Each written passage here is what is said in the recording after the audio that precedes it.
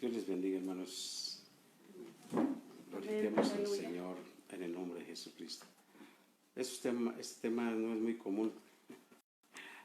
Este tema es muy común y se trata de la muerte.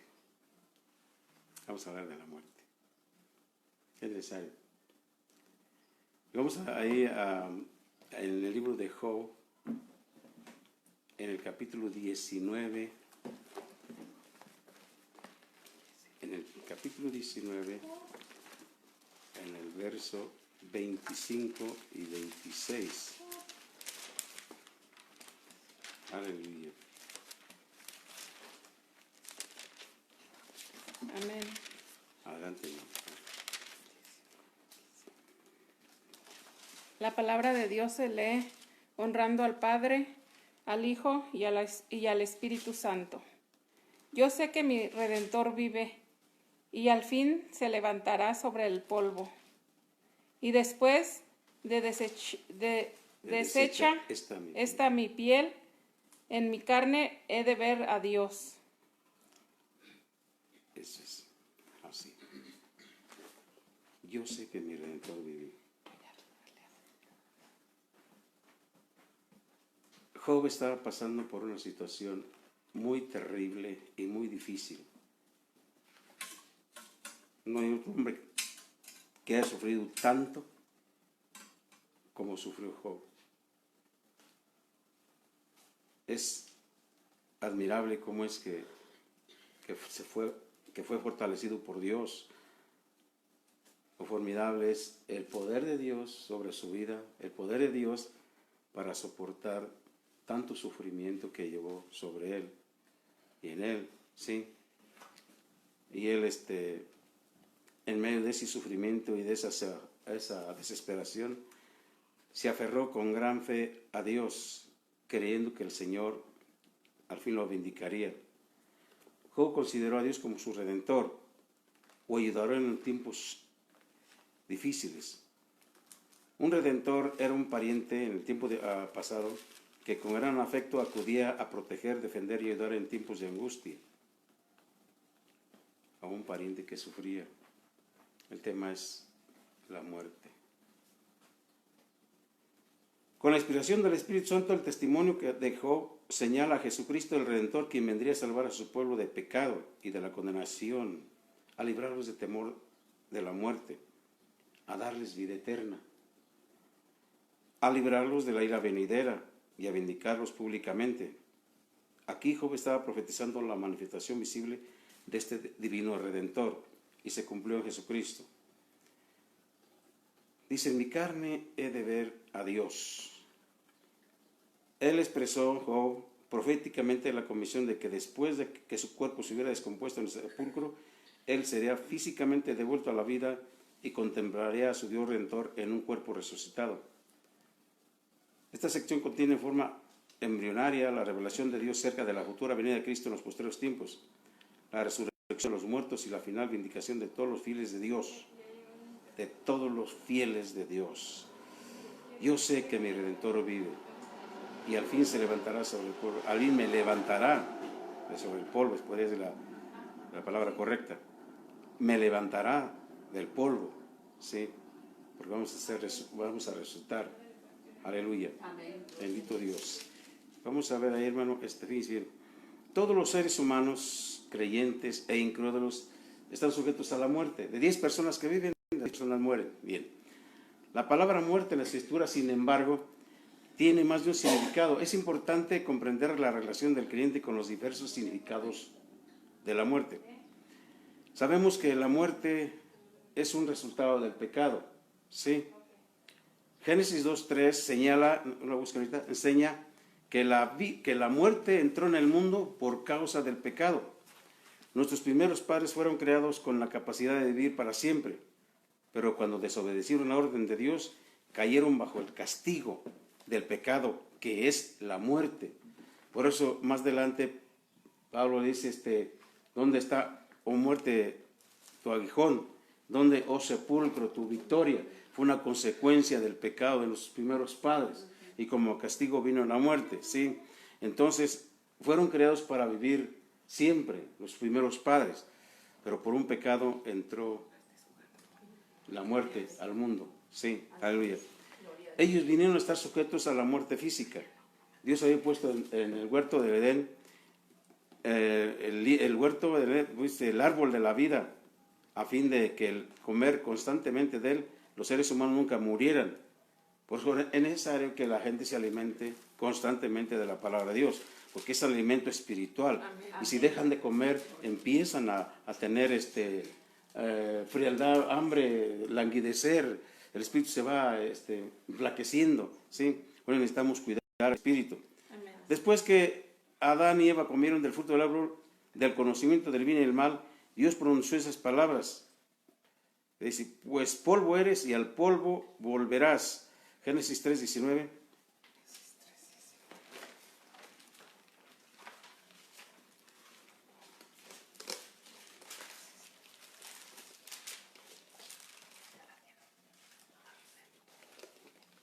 Amén.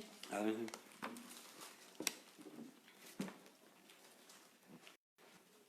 Con el sudor de tu rostro comerás el pan hasta que vuelvas a la tierra, porque de ella fuiste tomado, pues polvo eres y al polvo volverás. Amén. Aunque no murieron físicamente, el día que comieron, sí vinieron a estar sujetos a la ley de la muerte como resultado de la maldición de Dios. O sea, era una muerte espiritual, ya no hubo más comunión con Dios, porque se paseaba el Señor ahí en el huerto del Edén y hablaba con Adán. Se cortó esa comunión que había entre Dios y él. Ellos tuvieron una muerte moral. Dios le advirtió a Adán que el día que comiera de la fruta prohibida, de seguro que moriría. 2:17, Génesis ahí mismo, 2:17.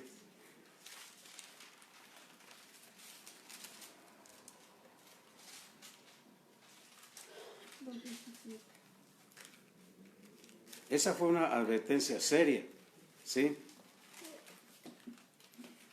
Mas del árbol de la ciencia del bien y del mal no comeráis, porque el día de que del comieres, ciertamente morirás.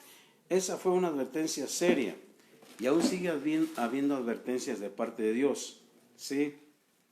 Y lo encontramos en toda la secuencia de la palabra escrita, la palabra de Dios.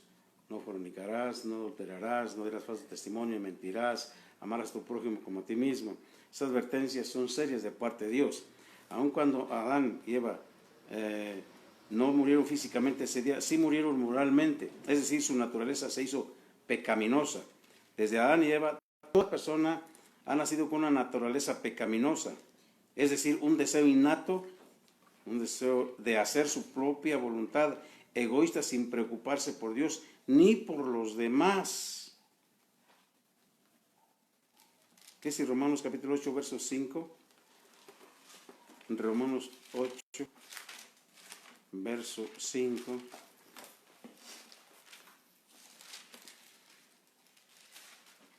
Del 5 al 8. Amén. A ver. Porque los que son de la carne piensan en las cosas de la carne, pero los que son del Espíritu en las cosas del Espíritu. Porque el ocuparse de la carne es muerte, pero el ocuparse del Espíritu es vida y paz. Por cuanto los designios de la carne son enemistad contra Dios, porque no se sujetan a la ley de Dios, ni tampoco pueden, y los que viven según la carne no pueden agradar a Dios. En la carne no va a ser tomada ninguna acción que parezca buena, porque es en la carne, sí. Y en la carne nadie va a poder agradar a Dios. No podemos agradar a Dios en la carne, porque lo de la carne y el espíritu son contrarios. Y es un deseo de hacer, un deseo que nace ahí, de hacer su propia voluntad egoísta, sin preocuparse por Dios ni por los demás. Adán y Eva también murieron una muerte espiritual cuando desobedecieron al huerto, es decir, se arruinó su anterior relación íntima con Dios. Vea lo que dice Génesis capítulo 3, verso 6. Arruinaron su relación con Dios. 3:6. 3:6, ¿qué dice? 3:6.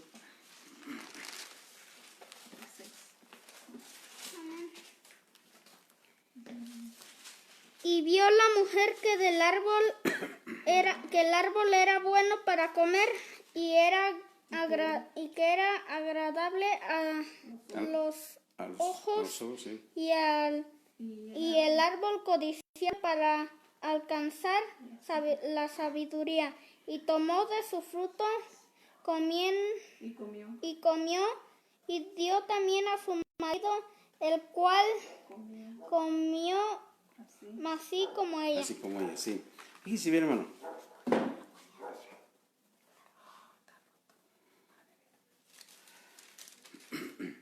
La muerte espiritual significaba que estaba arruinada su anterior relación con Dios desde el pecado de Adán y Eva.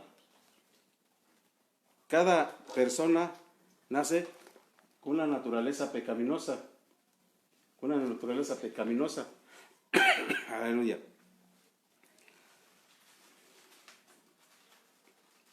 Esa corrupción de la naturaleza humana implica el deseo de actuar de manera independiente y egoísta, sin interés por Dios ni los demás, y se ha transmitido a todos los humanos, todos los seres humanos. Lo que vemos aquí es que se corta la relación con Dios, ¿sí? Y que es bien importante, ¿sí? No, Dios. Sí, bien.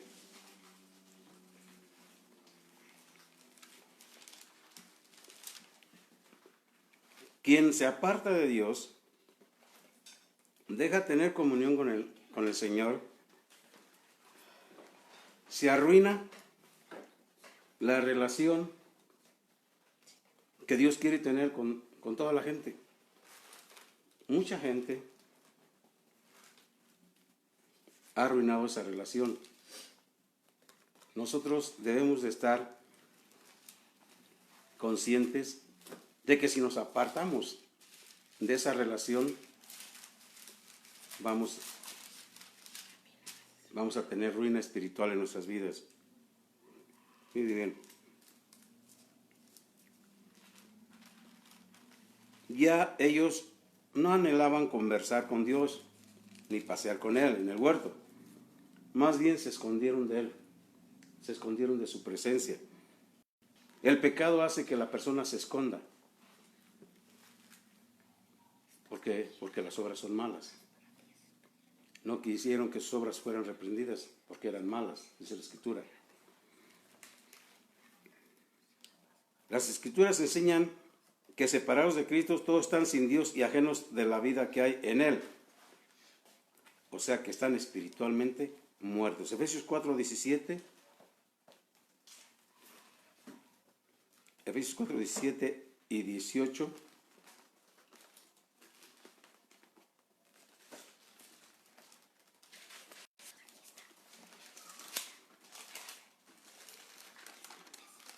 Esto pues digo y requiero en el Señor, que ya no andéis como los otros gentiles, que andan en la vanidad de su mente, teniendo el entendimiento entenebrecido, ajenos de la vida de Dios, por la ignorancia que en ellos hay, por la dureza de su corazón. Ya no caminen como los otros que no conocen a Dios. Ellos, ese entendimiento se les embotó, se les oscureció y se vuelven ajenos de la vida de Dios por la dureza de su corazón. Por último, la muerte como resultado del pecado implica muerte eterna. La vida eterna habría sido la consecuencia de la obediencia de Adán y Eva. En cambio, ha llegado a operar el principio de la muerte eterna. La muerte eterna es condenación eterna y separación de Dios por causa de la desobediencia. Toda persona que no se sujeta a la voluntad de Dios, su rumbo o su destino es la muerte eterna. Desgraciadamente así es. Debemos de prevenir a los que están cerca de nosotros de la importancia que es tener una buena relación con Dios. Es importante, es vital, es lo máximo que podemos tener una buena relación con Dios. Si nuestra relación falla, puede fallar el lugar eterno, en la vida eterna, en el siglo eterno, en la otra dimensión.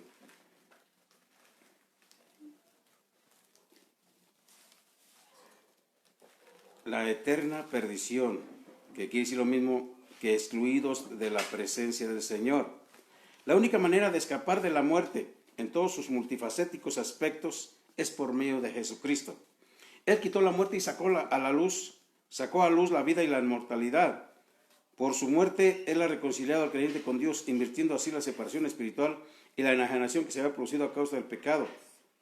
Mediante su resurrección, Él venció y quebró el poder de Satanás, del pecado y de la muerte física. El que los creyentes no permanecerán para siempre en la tumba ya era parte del testimonio del pueblo de Dios. El que los creyentes no permanecerán para siempre en la tumba ya era parte del testimonio del pueblo de Dios. Aleluya. Ahora, vamos a ver el significado de la muerte física para los creyentes. Aun cuando los creyentes en Cristo tienen la seguridad de la vida resucitada, todavía pasan por la experiencia de la muerte física. Pero los creyentes abordan la muerte de manera diferente que los incrédulos. Las siguientes son algunas verdades reveladas en las Escrituras en lo tocante a la muerte del creyente. Es diferente. ¿Por qué? Porque son caminos diferentes, son estancias eternas diferentes. Para el cristiano, la muerte no es el fin de la vida, sino un nuevo comienzo, más algo que se deba temer, más que algo que se deba temer. 1 Corintios capítulo 15, 1 Corintios capítulo 15, verso 55 al 57, vemos lo que dice ahí, dice. Amén. Adelante. ¿50 y qué? 15, 55 al 57. ¿Dónde está, oh muerte, tu aguijón? ¿Dónde, oh sepulcro, tu victoria?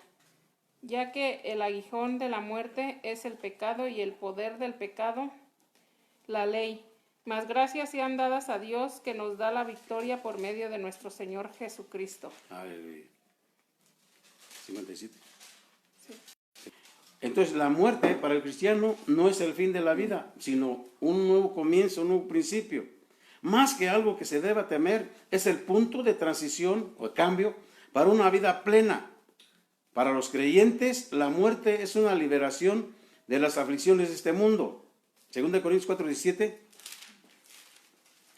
2 Corintios 4:17. Adelante. Porque esta leve tribulación momentánea produce en nosotros un cada vez más excelente y eterno peso de gloria. Ajá. La muerte es una liberación de las aflicciones de este mundo y de un cuerpo terrenal a fin de ser revestidos de vida y gloria celestiales. A ver, 2 Corintios también por ahí. 2 Corintios 5, verso 1 al 5. Sí, ahí está cerquita. ¿Sí?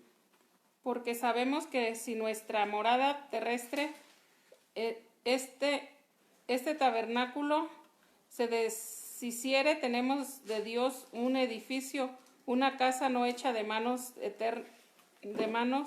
eterna en los cielos.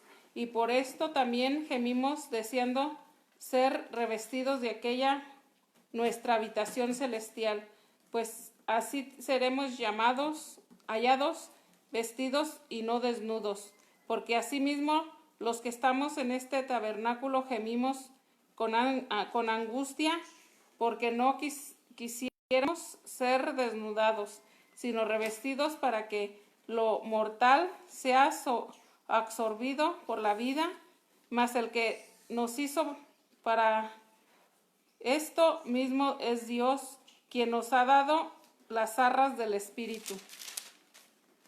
¿Hasta el qué? 5. Ya. Pablo habla de la muerte física como un sueño, indicando que la muerte es descanso del trabajo y sufrimiento terrenales. significa ir a estar con los antepasados piadosos que hayan muerto antes. Veamos Génesis capítulo 25, verso 8. Génesis 25, verso 8. ¿Qué dice? Y exhaló el espíritu y murió Abraham en buena vejez, anciano lleno de años, y fue unido a su pueblo. Y fue unido a su pueblo, sí. Entonces, vamos a conocernos allá, ¿verdad? Amén. Murió Abraham en buena vejez, anciano lleno de años, y fue unido a su pueblo. Sí, dice bien.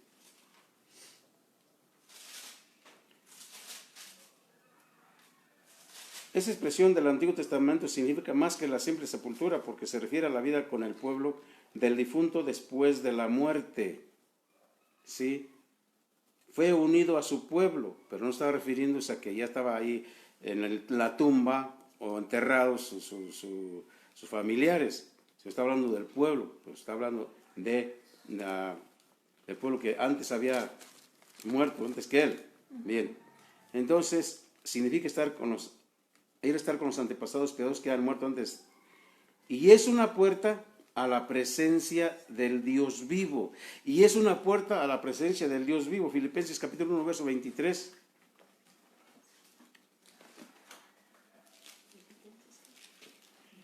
¿Uno qué? 1:23. Amén. Adelante. Porque de ambas cosas estoy puesto en estrecho, teniendo deseo de partir y estar con Cristo, lo cual es muchísimo mejor. O sea, ausentes del cuerpo, dijo en otra parte, y presentes con Cristo. ¿Sí? Entonces, él decía, él estaba mejor en la presencia de Dios. ¿Sí? Entonces, la muerte es una puerta a la presencia del Dios vivo. También las Sagradas Escrituras hablan de la muerte de los creyentes en términos consoladores. ¿Por qué? Veamos lo que dice el Salmo capítulo 116, verso 15. Sí. 116, verso 15.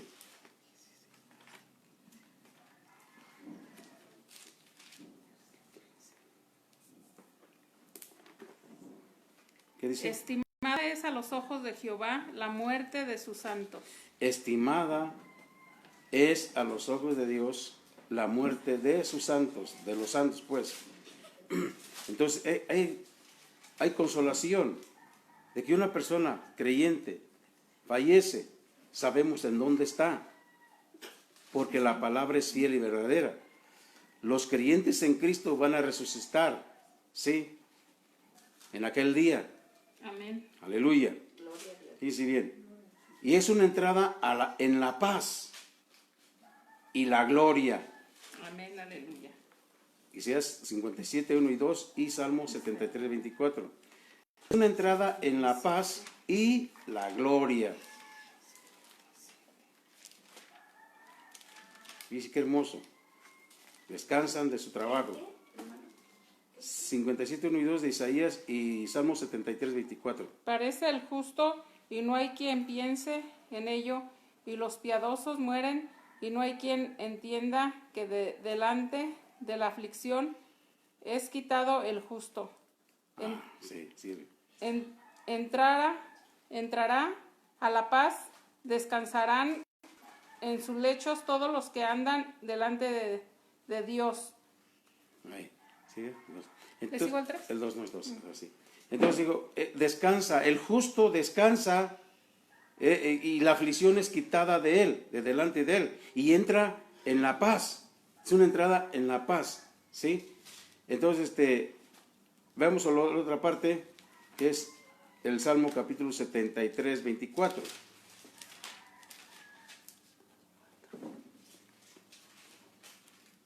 Me has guiado según tu consejo, y después me recibirás en gloria. Aleluya. Es una entrada en la paz. El justo es librado de la tribulación y entra en la paz. Y dice, y la gloria. Sí, aleluya. Es un ser, fíjense bien, cuando muere una persona que es creyente, es llevado por los ángeles al seno de Abraham. Lucas capítulo 16, verso 22. Aleluya. Vienen los ángeles y se llevan el alma. Aconteció que murió el mendigo y fue llevado por los ángeles al seno de Abraham, y murió también el rico y fue sepultado. Aleluya. Está hablando, y hay dos lugares ahí, ¿sí? El justo fue más adelante lo dice, que Lázaro fue llevado al seno de Abraham, o sea, al paraíso, mientras que el rico estaba en el infierno, ¿sí? Ahora es un viaje al paraíso. Ahí mismo el 23, Lucas 23, 43, Lucas 23, 43, fíjense lo que dice.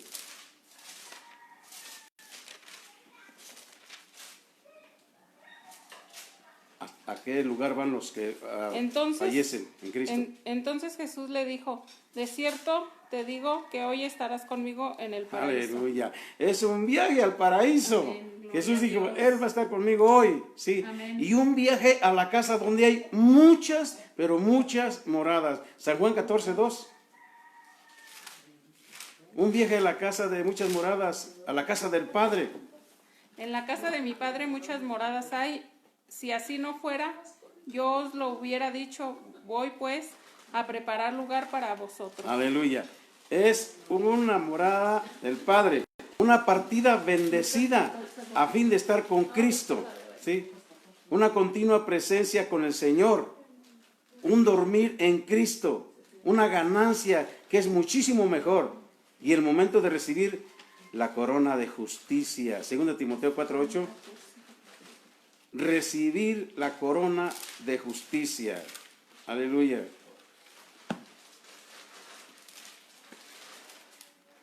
Segunda Timoteo capítulo 4 verso 8. Por lo demás me está guardada la corona de justicia, la cual me dará el Señor juez justo en aquel día, y no solo a mí, sino también a todos los que aman su venida. También a todos los que aman la venida del Señor Jesús, esa venida hermosa, maravillosa del arrebatamiento.